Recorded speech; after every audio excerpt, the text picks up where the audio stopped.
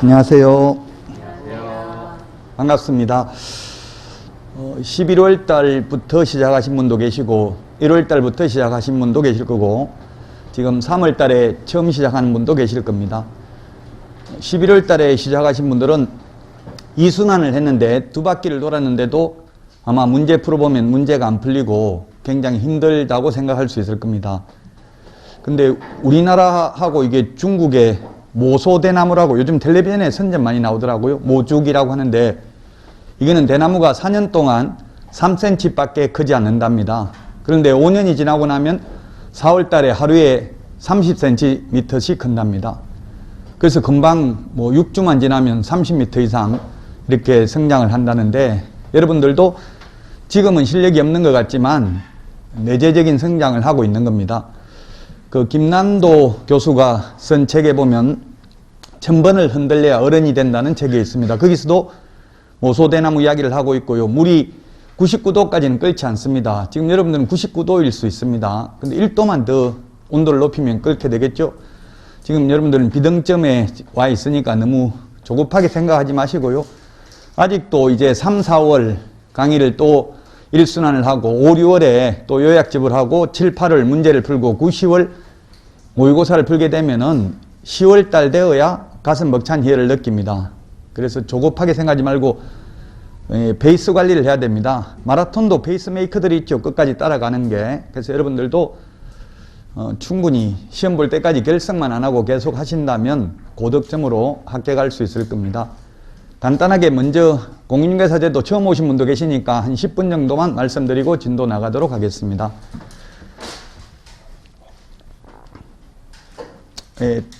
시험 제도에 대해서 살펴보도록 하겠습니다. 먼저 저는 조금 전에 박용덕입니다. 이름이 박용덕이고 현재 국제사이버대 부동산학과에서 강의를 하고 있습니다. 이게 사이버대학을 해보면은 3분의 2 정도가 그 졸업을 못 하더라고요. 보면 제때 거의 다 스스로 알아서 해야 되니까 굉장히 힘들어요. 왜냐하면 그건 강의 듣는 게 출석입니다. 출석이 안 되면 학점이 안 나오거든요. 스스로 알아서 하라는 게 이게 굉장히 쉽지는 않아요. 인터넷으로 혼자서 하는 게 고독한 싸움이 되겠죠. 혼자서 인터넷으로 한다는 것은 그 마인드 컨트롤을 스스로 컨트롤을 할 수 있어야만 성공할 수가 있을 겁니다.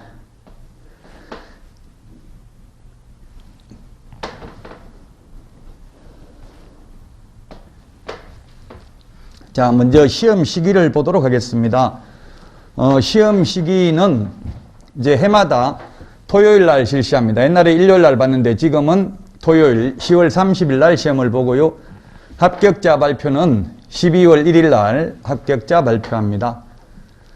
이 한 달 정도 후에 합격자 발표하는데 제 생각에는 이 한 달 동안 여러분들이 법원에 경매하는 거 이런 거 가서 계속 한 달 동안 가보시면 아마 중개업하는 데 도움이 많이 될 거예요. 경매 같은 것도 묻는 분들이 많으니까. 그 다음에 원서 접수가 올해는 달라졌습니다. 작년하고 8월 9일부터 8월 13일간 5일간만 접수합니다. 작년에는 10일간 접수를 했습니다. 작년까지는 해마다. 그러다가 접수 기간을 줄였습니다. 그 이유가 코로나19 때문에 이게 학교 확보하고 이런 게 굉장히 힘들었답니다. 왜냐하면 몇 명이 접수할지 예측을 못하니까 계속 추가로 10일 동안 계속 사람이 접수되니까 추가로 학교를 확보해야 되고 이런 어려움이 있어가지고 이제 5일간 접수를 하고요. 추가 접수가 있는데 추가 접수를 10월 달에 이틀 동안 하는데 이 추가 접수는 결혼이 생긴 경우만 추가 접수를 한답니다.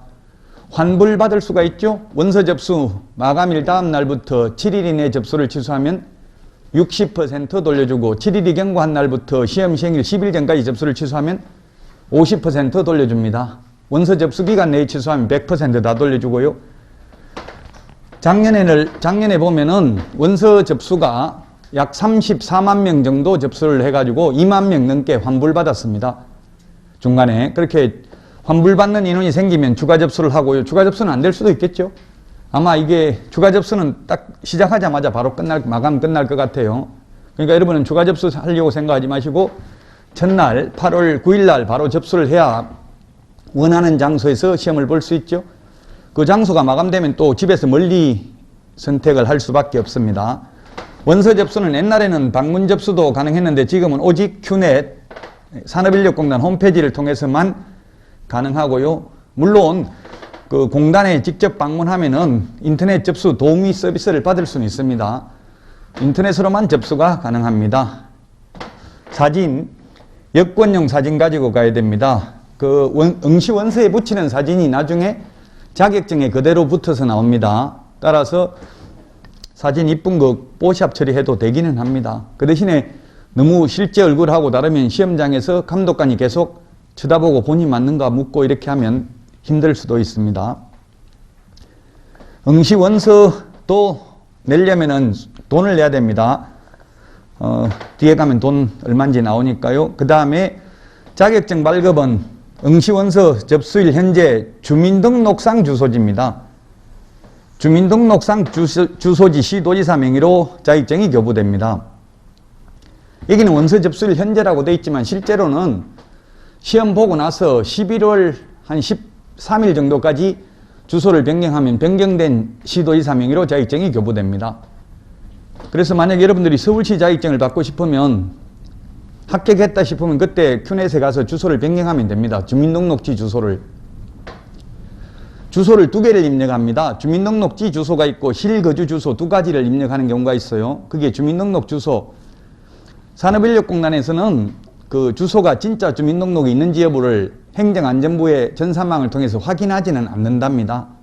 그러면 그냥 주소만 적으면 그 적힌 주소로 자격증을 교부합니다. 시도지사 명의로. 또 이걸 우리 강사가 이렇게 말했는데 산업인력공단에 질의를 하면 공식적인 답변은 주민등록 옮겨야 됩니다. 이렇게 말해요. 묻지 말라고요. 그냥 그 내부 직원들을 통해서 물어보니까 실산하지 않고 그냥 적혀져 있는 주민등록지 주소 적힌 주소지 시도지사 명의로 자격증을 교부한답니다. 제가 왜 이런 말씀을 드리냐면 현업에서 중개업을 해보니까 저도 경기도 자격증을 가지고 있는데요. 서울에서 손님이 와가지고 옆에는 서울서 자격증 딴 모양인데 너는 실력도 없는 모양이네 저보고 이러더라고요. 그래서 제가 시험 난이도는 똑같은데요. 문제 이러니까 복덕방 사기치는 거 믿을 줄 아냐 하고 나가버리더라고요. 그래서 알아서 여러분들은 판단하시면 될 겁니다. 어디에 자격증을 받을 건지는.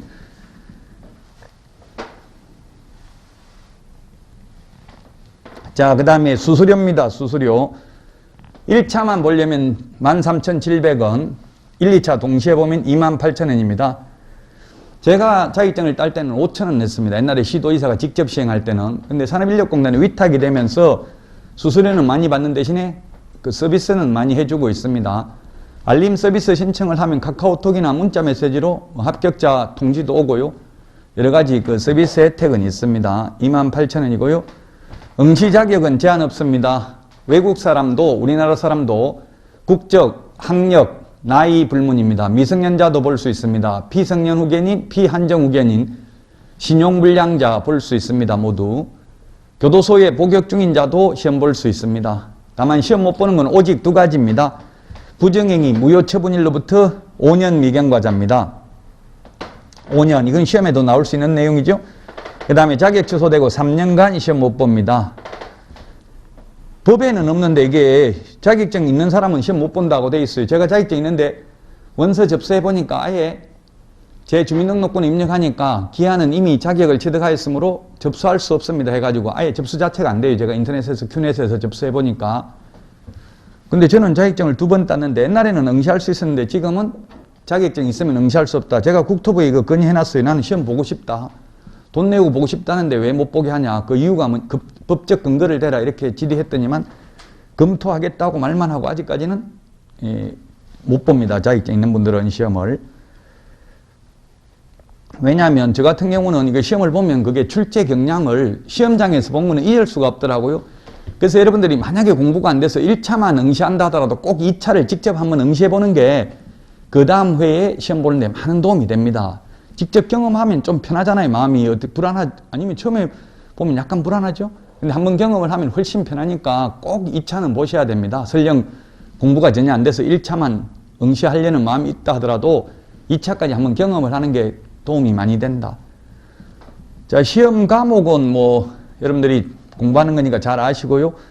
그 1차를 보고 나면은 1, 2차가 있는데 1차를 보고 나면 점심시간이 11시 10분에 끝나면은 1시까지입니다. 1시까지. 1시간 50분 시간이 있어요. 1차 보고 나면.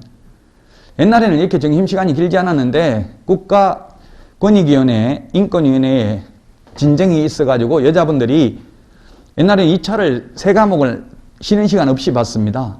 150분 동안 2시간 30분 동안 화장실 못 가가지고 인권 침해를 당했다, 모욕감을 느꼈다 이런 진정이 있어가지고 지금은 쉬는 시간이 중간에 길게 되어 있습니다. 그래서 2차 과목은 암기 과목이니까 이때 점심시간 때 암기 하시면 됩니다. 뭐 식사하러 밖으로 나가도 되는데 아마 작년에는 코로나 때문에 밖에 못 나가게 했습니다. 작년에는 또 코로나19 확진된 사람 시험 못 봤습니다. 올해는 코로나 걸린 사람도 시험 볼 수 있습니다. 이게 헌법재판소에서 헌법에 위반된다 했어요. 못 보고 하는 것은 코로나 걸렸다고 못 보도록 하는 것은 평등의 원칙에 위반된다 했기 때문에 이제 올해는 볼 수 있을 겁니다. 작년에 의사시험이라든지 변호사시험은 봤거든요. 코로나 걸린 분들도. 공인중개사는 못 봤습니다. 그렇다 하더라도 코로나 안 걸리도록 조심은 해야 되겠죠, 또. 자, 그래서 시험 2차 과목, 제가 맡은 과목이 공인중개사의 업무 및 부동산 거래 신고에 관한 법령 및 중개 실무입니다. 그리고 이제 공법, 부동산 중개에 관련된 규정, 모든 게 부동산 중개와 관련되는 규정이 나옵니다. 공법이든 공시법이든 부동산 중개와 관련되는 규정이니까, 민법도 마찬가지죠. 부동산 중개와 관련되는 규정이니까. 그래서 예를 들면 민법에서 전세권하고 저당권 중에서 시험에 뭐가 더 많이 나오겠어요? 현실적으로 많이 있는 거 전세권 거의 안 나옵니다. 왜냐하면 현실적으로 전세권 설정 등기하는 경우가 거의 없잖아요. 확정일자 받으면 전세권 설정 등기하는 거나 비슷하잖아요. 전세권인 경우에는 전전세권이 있고 임의경매 신청권이 있다는 게 확정일자부 임차권하고 다를 뿐이죠. 그래서 전세권 설정 등기가 현업에서 거의 없으니까 시험에 거의 안 나온다고요. 저당권은 우리가 은행 융자는 거의 매매를 하면 80% 이상이 융자를 받습니다. 그럼 융자 받으려면 건저당 설정을 하고 은행에서 융자 받잖아요. 그래서 저당권, 건저당 이런 거는 시험에 출제가 더 잘 됩니다. 전세권보다. 그래서 모든 시험은 다 부동산 중개와 관련되는 규정 출제된다고 보시면 되겠습니다. 1시부터 해서 2시 40분까지 하고 쉬었다가 또 3시 30분, 50분 쉬었다가 3시 30분부터 4시 20분까지 시험 봅니다. 그리고 4시 20분에 나오고 나면 6시에 이제 가정답을 발표하죠. 6시에 가정답을 발표합니다. 뭐 제가 제 공인중개사법은 6시 되기 전에 이게 4시 그러니까 4시 20분 끝나자마자 제가 제 유튜브 채널을 통해서 스트리밍 실시간으로 제가 이 정답 해설 강의를 할 예정입니다. 6시 되기 전에. 굉장히 위험하죠. 강사들은 굉장히 위험해요. 가정답 발표되기 전에 이게 답이다 했는데 나중에 가정답에서 틀리게 나와버리면 다른 게 나와버리면 망신나가죠. 그런 걸 무릅쓰고 저는 미리 가정답을 발표할 예정입니다. 근데 저는 이때까지 예측한 게 틀린 적은 거의 없습니다. 유명한 선생님들도 이거 굉장히 두려워해요. 미리 자기가 이게 답이라고 했는데 나중에 발표한 답하고 다르면 망신 나가는 거잖아요.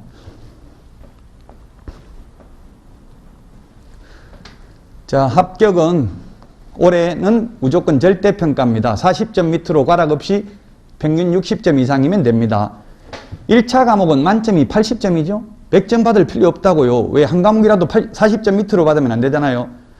그러면 한 과목 40점 받아야 되니까 나머지 80점 받으면 평균 60점이잖아요. 더 받아봐야 2차에 보태주지 않죠. 1차는 그냥 1차로서 끝날 뿐입니다. 공부는 열심히 하되 실제 시험장에 가서는 80점만 받으면 된다고요. 1차는. 2차는 100점 받아도 돼요. 왜? 다른 거 40점 두 과목 받으면 100점 받으면 보태주면 합격이잖아요. 60점으로. 1차는 만점이 40점이라고 생각하시면 되겠습니다. 전부 객관식이고요. 평균 60점 이상이면 합격입니다. 합격 인원을 보면은 이때까지 합격 인원이 48만 3천 명입니다. 지금까지 1회부터 지금까지 합격한 인원이 48만 명이 넘습니다. 누적 합격 인원이. 그리고 최근 합격 인원을 보시면 해마다 거의 10,000명 정도 차이가 나잖아요. 한 해 쉬우면 한 해 어렵고 이렇게 절대평가를 하다 보니까 다릅니다. 근데 지금 30회 때 27,000명인데 31회 때 16,000명 작년에. 그럼 올해는 좀 더 많이 뽑힐 확률이 높잖아요. 지금 과거 통계를 보면 수능시험도 한 해 어려우면 한 해 쉽고 이렇게 나오거든요. 한 해 수학이 어려웠다 나오면 그 다음에는 수학이 쉬워요. 이렇게 보면. 그래서 우리도 작년에 민법이 어려웠다 하면 올해 민법이 쉽고 예를 들면 이런 식으로 작년하고 반대로 나온다고요. 해마다 통계를 보면. 이 통계자를 보면은 계속 다르잖아요. 매년 합격 인원이. 절대평가를 하다 보니까 그러는데 아마 여러분들은 지금 16,000명 작년 시험이 최근 5년간 시험 중에서는 가장 어려웠습니다. 최고 합격 인원이 적잖아요, 지금. 그럼 올해는 아무래도 좀 더 쉬울 개연성은 높습니다. 그 상대평가 법안이 국회에 발의는 됐는데요. 야당 의원 9명, 여당 의원 1명 해서 발의됐는데 그건 의미가 없어요, 사실은. 왜냐하면 지금 현행법에서도 상대평가 할 수 있거든요. 현행법만 가지고도. 이때까지 5회 때부터 9회까지는 상대평가를 했었습니다. 굳이 그런 법안 필요가 없는데 이제 협회에서 로비를 하고 이러니까 협회에서도 뭐 실적이 있어야 되니까 발의만 됐고 통과될 가능성은 거의 없습니다. 통과된다 하더라도 앞으로 5년간은 상대평가 하지 않습니다. 국토부에서는 최소한 상대평가 하더라도 5년간 유예기간은 둔다라고 했습니다. 그래서 상대평가에 대한 너무 압박감을 가질 필요는 없습니다. 자, 합격률을 보면은 1차는 21%, 2차가 22%, 22%면 뭐 10명 중에 2명밖에 합격을 못했습니다. 작년에 굉장히 합격률이 낮았습니다. 높을 때는 33%, 35% 정도까지 된 적이 있고요. 1차 1회 시험에서는 6만 명 합격해가지고 거의 70% 이상 합격했습니다. 절대평가를 하다 보니까 해마다 다를 수가 있다는 이야기입니다. 응시자 대비입니다. 근데 지금 응시 인원이 보면은 응시율이 58%밖에 안 되잖아요. 지금 응시율이. 2차 시험이 지금 작년에 7만 5천 명밖에 응시를 안 했습니다. 총 접수 인원은 아까 4만 명 이렇게 이야기를 했는데 그 34만 명이라는 것은 만약에 1, 2차 같이 응시를 하면 2명으로 잡힙니다. 1차에 1명, 2차에 1명. 그 실질적으로 접수 인원은 한 20만 명 정도 됩니다. 20만 명 정도 되는데 그 중에서 최종 2차를 보는 사람이 3분의 1밖에 안 된다고 중간에 3분의 2는 탈락한다는 이야기예요. 시험도 아예 안 본다는 이야기예요. 접수만 해놓고 해마다. 근데 학원 다니는 분들은 시험 안 보는 경우는 없죠. 학원 안 다니고 주로 실장님들, 현업에 근무하는 분들 미련이 남으니까 계속 원서 접수는 하고 또 일한다고 공부는 할 시간은 없고 이러다 보니까 원서 접수인은 해마다 많습니다. 여러분들은 학원 다니는 분들은 거의 뭐 100% 시험 응시합니다. 근데 결시율이 엄청나게 높다는 이야기예요. 결시율이. 산업인력공단에서 시험 보는 게 거의 한 40% 이상 모든 시험이 다 결시율이 있더라고요. 여러분들은 끝까지 포기하지 말고 끝까지 함께 할 수 있었으면 좋겠습니다. 자, 여기까지 하고 쉬었다가 진도 들어가도록 하겠습니다.